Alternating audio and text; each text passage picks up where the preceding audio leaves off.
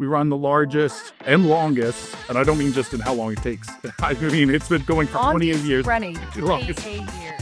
I mean, some of these things happen fast, but I could see us not talking about HR tech specifically. Absolutely. I mean, an employee has a journey in an organization. It's not just about all the things they do in HR, right? We're going to need to do true workforce planning, and that involves financial planning, and that involves all the technical aspects as well. AI, a teammate instead of just a tool that's out there to use. It's never just the tech, right? It's the people, the process, and the technology coming together when it's successful, I should say.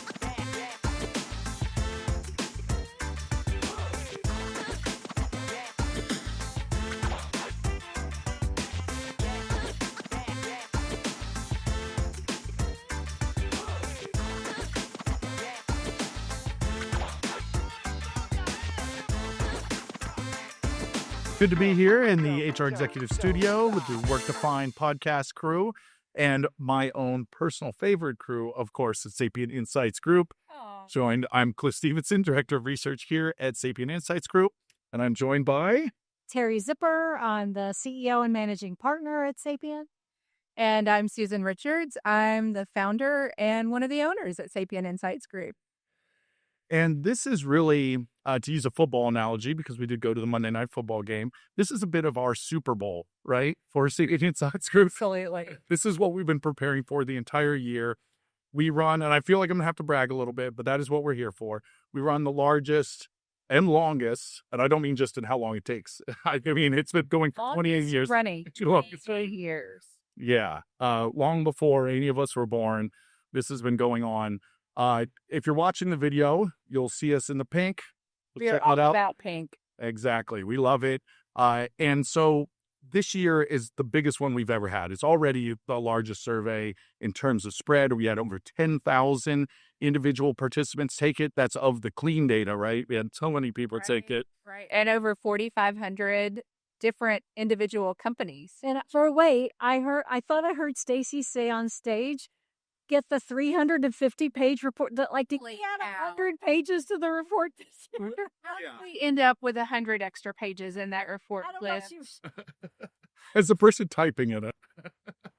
Yeah, well, one of the reasons it is longer than ever is because we're going more in depth than we ever have before. We're talking about not just are you using AI, but what are you using it for, or what's holding you back, and where are you using it? Is it embedded systems? Are you just using your own free ChatGPT on your phone? And spoiler alert, yes, people are. Yeah. And I heard that we had added some categories this year. That's right. Hearing more about contingent workforce. Yeah, we in fact are looking at contingent workforce management systems because one thing you might notice if you've been keeping up with any of our other podcasts, our regular podcasts, HR We Have a Problem, hosted by Terry and whichever guest you have on, luminaries from the industry, and Spilling the Tea on HR Tech, there's been a lot of mergers and acquisition this year, especially when it relates to frontline workers, right? So, of course, AI is in the conversation, but really the frontline workers and how that's been going. And so anything that relates to that, and of course, contingent workforce management has to be a part of that too. So does skills and all of that. So we have a lot of detail on that. We are looking at also user experience and vendor satisfaction for those tools we just talked about.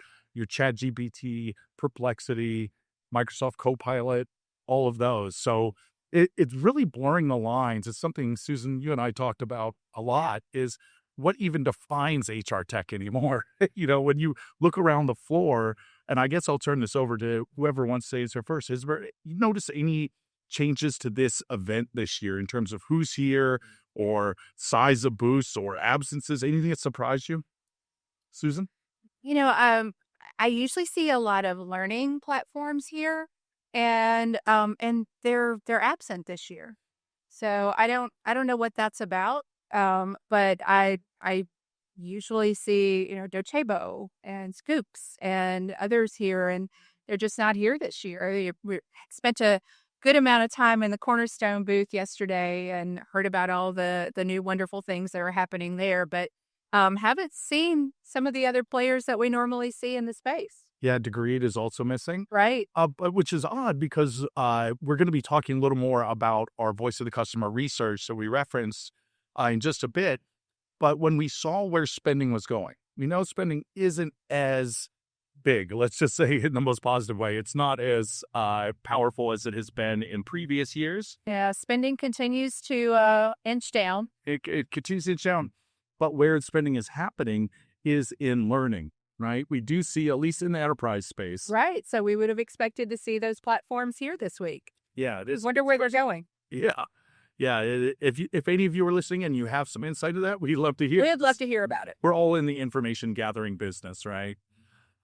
Anything else that you've seen or some conversations you've had while you've been here that have been enlightening or that maybe reinforce some of our own data?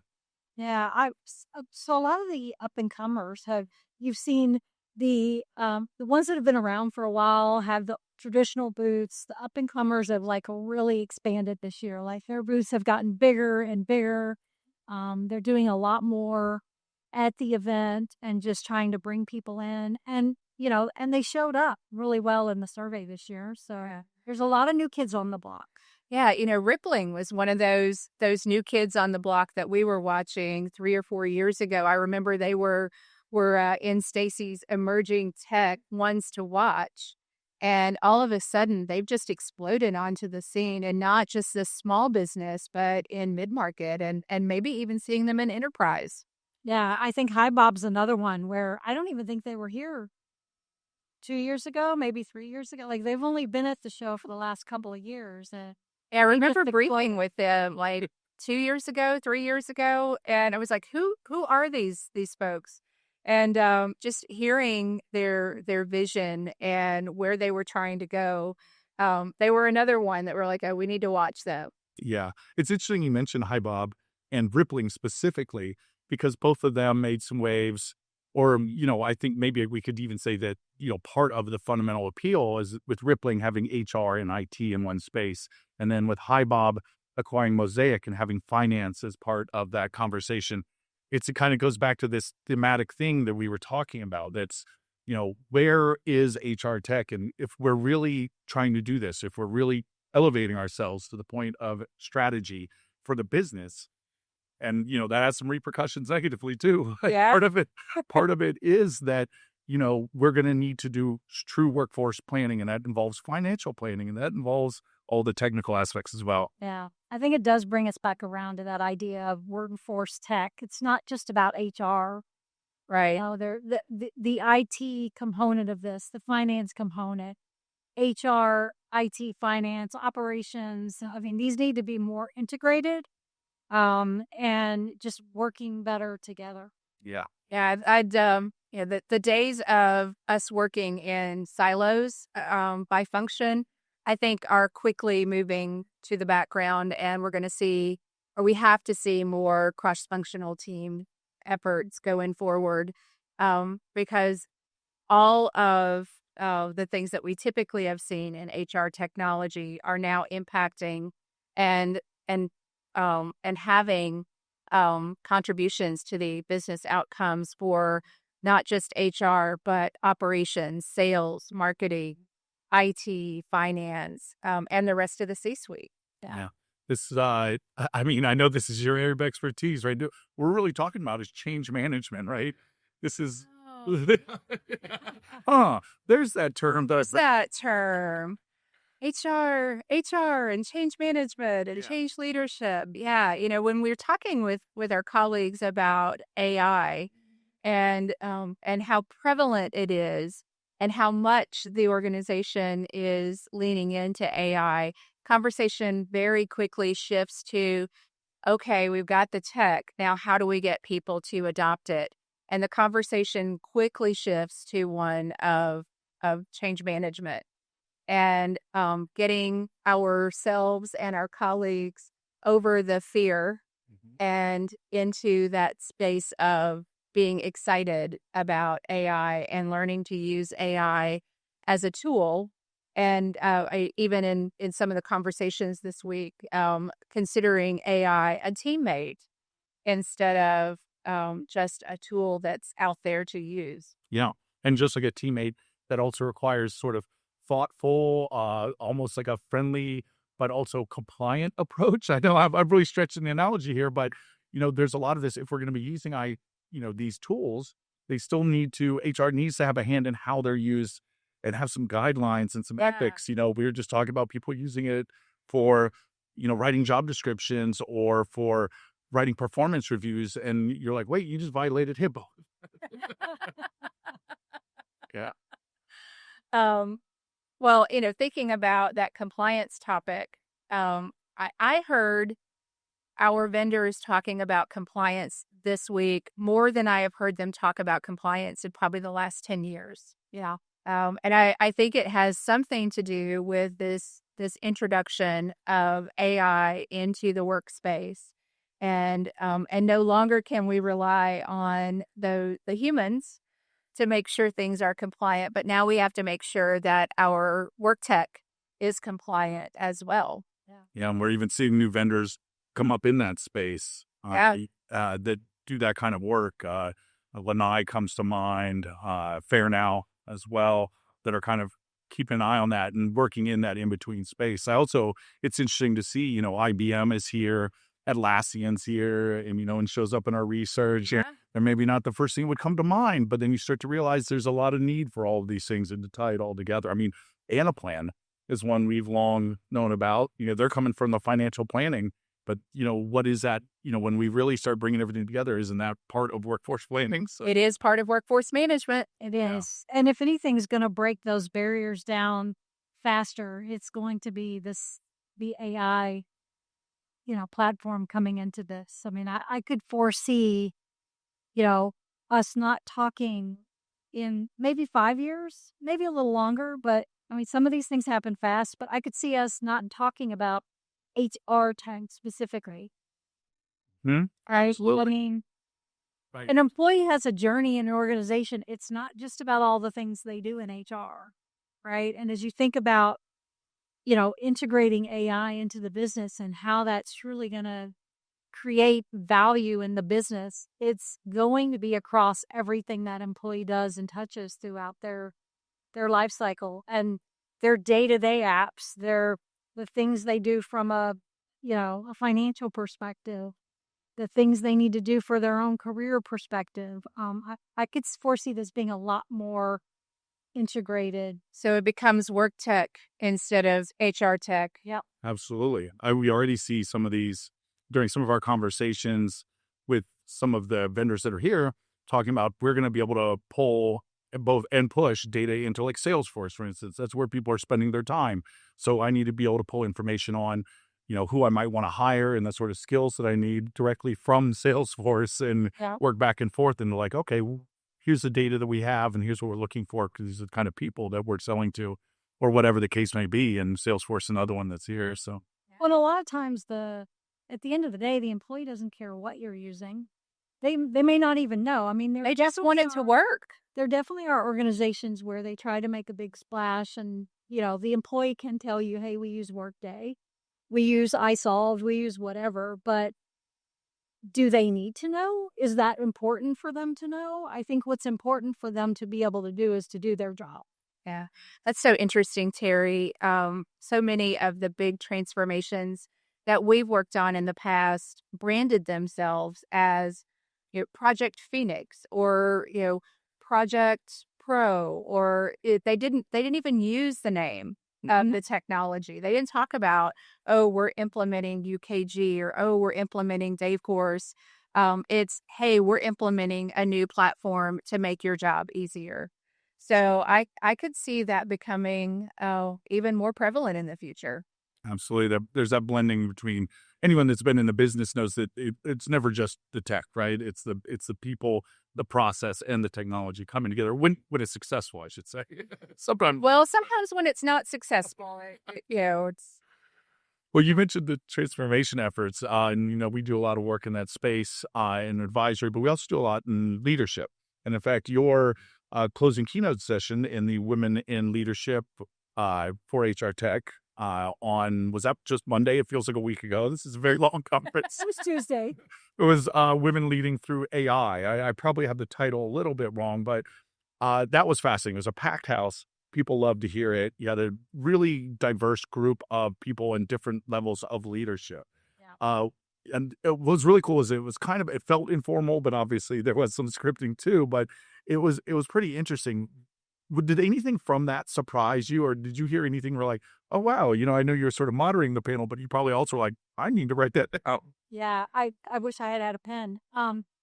There were a lot of interesting things. I mean, I think we had, we talked about getting AI deployed within the organization and how we're thinking about it from an HR perspective and who's leading it, what are the skills we need and things like that. And so we had somebody representing kind of the board level, like what are the boards doing and what are they thinking about? So it was really interesting. We heard in the survey that the boards at the board level, they believe that as organizations, they didn't have the skill sets to, you know, deploy AI in a meaningful way.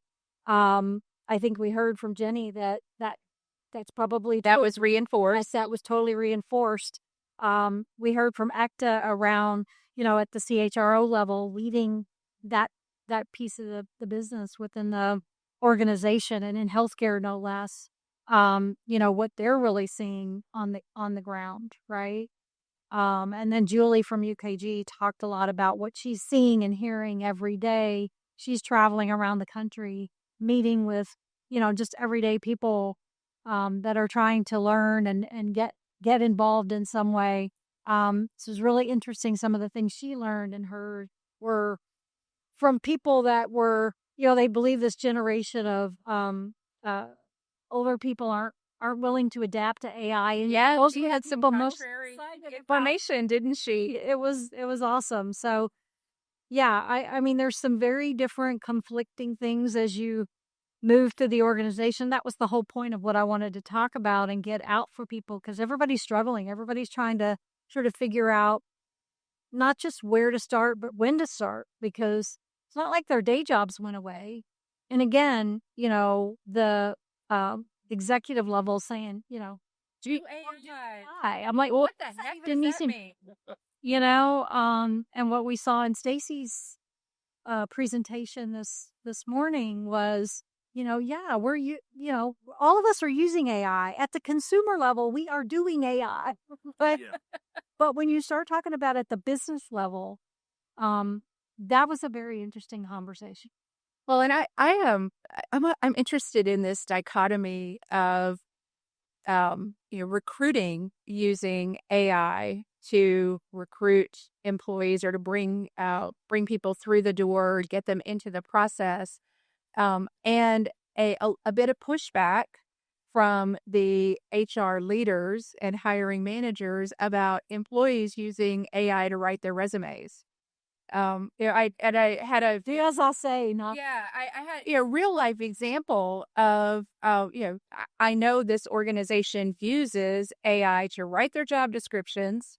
They use AI in their recruiting process and throughout the onboarding process, and they forbid employees or potential employees from using AI to write their resume. I'm like, what the heck? I mean, how different is that from having a resume writer write your resume for you? yeah. Or, Grammarly or Microsoft giving you a template for your resume. Yeah. Hot tip, just tweak a few words and they won't be able to tell it was Remove the M dashes. right. Yeah. Remove the Well, it's interesting, just as a little sort of inside baseball, or however you want to think of it. But when people write into our survey, right, and we're going through all of those responses, and we do ask them also for qualitative data, give us some comments, tell us what you think. And you'll see, okay, they gave them a 5-star rating. Let me see what they wrote about it. If I see a misspelled word, I'm like, we're good to go. But when it's perfectly written, I'm like, this is suspicious. It's a little too flowery. I'm starting to wonder if my it's AI. fat fingers. Yeah. It's like, So, yeah, make sure there's some misspellings in there. And people are like, okay, it's good to go. Unless you're using Grammarly. Yeah, welcome to the How to Cheat at Getting a Job podcast. yeah. This is devolved into.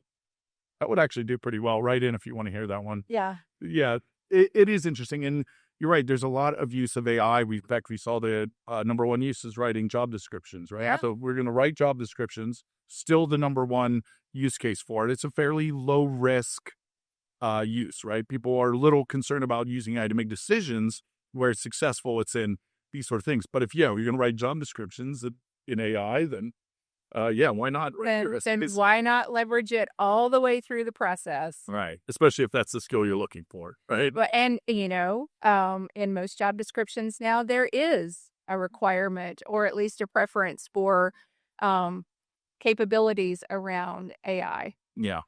There's been some pretty interesting ones I saw. Speaking of skills, as a jumping off point, there are a lot of uh, companies here in that skills game. Your Eightfold and Skillsoft, and among others, Cornerstone. All the well knowns that are really trying to use AI on that side of collecting information, of consolidating taxonomies and ontologies, and it's another one where people are saying, okay, I want it to be a fairly low risk proposition when using it.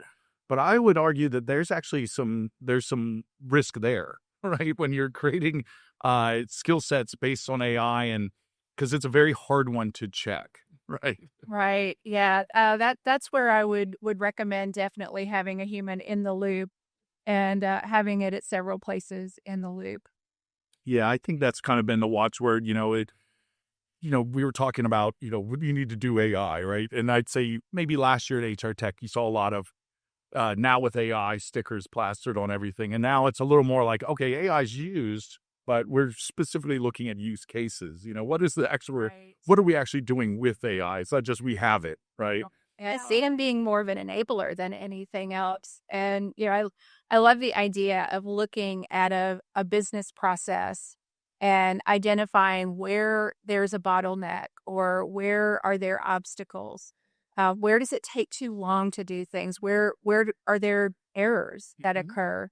And identify in the process where we can insert AI as a tool rather than and then trying to do wholesale, but using it as something to help us do our work better, faster, more efficiently, and more effectively. Yeah. And during Stacey's keynote, I noticed there was a lot of cameras. We're mentioning Stacey Harris, by the way, maybe joining us.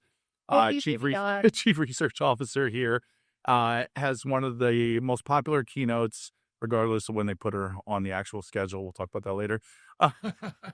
Of at HR Tech, kind of bringing all this data up. And I noticed a lot of people are very interested in a process workflow she's created that's in our paper, available for purchase on our website, that you can go to, and it's showing where people are putting AI agents in to the process. Where the most popular, where they're finding the most use for it. And a lot of it is in that anomaly detection stage, finding those parts of how it can help the workflow, right, moving things along rather than being a decision-making model, which is when you get into both regulatory trouble, and it isn't really a great practice overall, just in terms of success. Yeah, there's a lot going on out there. A lot of people talking about a lot of different things. Some interesting stuff, I think, came out of the AI conversation just from the perspective of what the customer said they were doing and using. Like that was really a surprise when we saw those numbers about who actually said they were using AI and what tools they were using it in, right? Even though the numbers were they were higher than last year, but still lower than you might expect from. Yeah, 90% of people aren't using it yet. Yeah. Right. What are you using in terms of embedded AI? I loved the word cloud that we did during my session on Tuesday, because the biggest word, there was almost a tie, but the biggest word was excited. Excited. And the second biggest word, which very, very close, was overwhelmed, I think. Right? So there's still kind of half and half out there of people that are excited, ready to go, let's do this. And another group who are, I just don't know what the next step is, or I don't know how to get involved in a way that's going to help me bring this into the organization and drive whatever, vision the organization has for it. And that was the other big thing that I, wanted to bring out in the conversation that we were talking about was what are the goals? Because again, just telling us to do AI, like what does that even mean? And as we heard from Ekta, and actually Christina during Stacey's session, was there's a whole lot more opportunity in the business of how we deliver to customers using AI than there is just figuring out how we do things faster in HR, right? Yeah. So don't get too hung up on trying to figure out how we automate this one process in HR, that's going to save some time, but it's not anything compared to the what it could bring when you impact the customer and when you impact the front line. And oh my goodness, how do you figure that out? You go talk to them. Yeah, talk to people. HR, let's get out of our box and go talk to our clients, the people in the business. Find out what is painful for them. Find out what's not working for them. What would they like to see? And then apply the tools and the technology that we have to make their lives better. Yeah. When was the last time you asked? Because I can tell you, I've worked with some customers that thought everything was great. Our payroll system's great. Everybody loves it. That was from the payroll leader. And then I went and talked to their employees. Oh boy. Yeah. Well, we sometimes get caught up in that loop of we design the systems for HR and payroll and talent and the people who are using it every day rather than thinking about who our end users are, who our end clients We are. built them. They're great. Yeah. The halo effect. Yeah. We definitely, going through those thousands comments and, people will write in there, again, not just a positive, but, what their criticisms are too. And when you start to see things like, it makes me reset my password every 2 weeks, so I've just stopped using it. It's those little things, but they seem little, right? But you're like, oh, I invested all this, but if you're not talking to people, that's not going to surface. You'll just be like, because you won't know why these people aren't using it. They'll just be like, well, that's not useful to me. And your security leader is really happy about it though, right? Because we've got good password security. Right. So again, it's, talk to your people and, as we kind of said earlier, talk to IT and talk to finance and talk to your fellow leaders there as well, because their priorities, ideally everyone's aligned with the business, right? But their specific priorities may be different from yours, but you can usually find a space in there, right? It's kind of like, in looking for common ground, right? Exactly it, and a lot of our work has been shifted in HR sometimes to this more data-driven process, but part of that is data governance, right? And a lot of part of data governance is common definitions. And I think you can express that feeling and that sentiment across what we do. Engagement can mean different things to different people, and what they find valuable in a tool could be different. Very much so. So, Cliff, not to put you on the spot, Please. but can you think of any, like, what were some of the, because we had a lot of write-ins and a lot of great ones. A lot of people tell us what they really love, and they get into some detail into what they love and what they hate, obviously, or what they don't like. What can you think of any interesting one? The one you just mentioned was interesting, but that's always fun to read the comment sections, and I haven't had a chance to do that yet. But so this is exclusive, just between us. Say who they're about. Oh no! I was going to say, it's just between us. Yes. I do a little Control F search and type in curse words, because I'm like, let me see because when people write in some curse words, it's usually on the negative side. They're usually not saying this is effing great. Yeah. Because that will allow me to see, again, it's kind of like the misspelling things. I was like, they're being real if they're doing this. Yeah. And then I read those, and those are usually pretty funny. And a lot of times, there are things in there that are, so they're venting about something that actually doesn't have to do with this system. It's like my manager makes me log on, Sundays, and it's like, okay, well, that's not really Workday swap or whatever. Right. But there are some. It's like a practice rather than a software configuration issue. Yeah, but the things that are fascinating to me, and we'll work with clients, parsing all of those comments and pulling out themes and working with them to kind of gather that qualitative data and help them develop their products. And some of them are really fascinating. I was just talking to iSolved about this. They have the highest instance of people using names. So when they're talking about their customer service, they won't say iSolved's customer service is great. They'll say, James has been wonderful. He's worked with us for 4 years, making sure the system works well. That shows a sense of community. And this is by design. They make sure that you always have the same customer service agent, and they're not constantly firing, That's so that, awesome. and you see that, I was like, that speaks to what you're doing in a way that's hard to quantify, but is there when I keep seeing random names pop up. Okay, that just gave me goosebumps. I don't know. That's awesome. How often do you actually know the name of your customer service rep and get the same person over and over again. Yeah. And they've even made it so that if you move to like a different tier, if your company grows, you shift, you still stick with that person to keep that going rather than saying, no, you only work for this type of client or this type. So that's really interesting to see. You'll see a lot in some of the up and coming ones, so, your Ripplings and High Bobs, they do a good job of creating communities, and you'll see that reflected. You'll see a lot of kind of more emotive terms, the side of things you'd morally associate if you're writing about your friends or your family. Like it's not, instead of just saying it's an efficient system, be like, oh, it's so friendly to use and things like that. I'm like, That's a connection. yeah. Get the connection. Yeah. And so that's really important. And it is kind of nice because, we're in the data world, just same as everyone.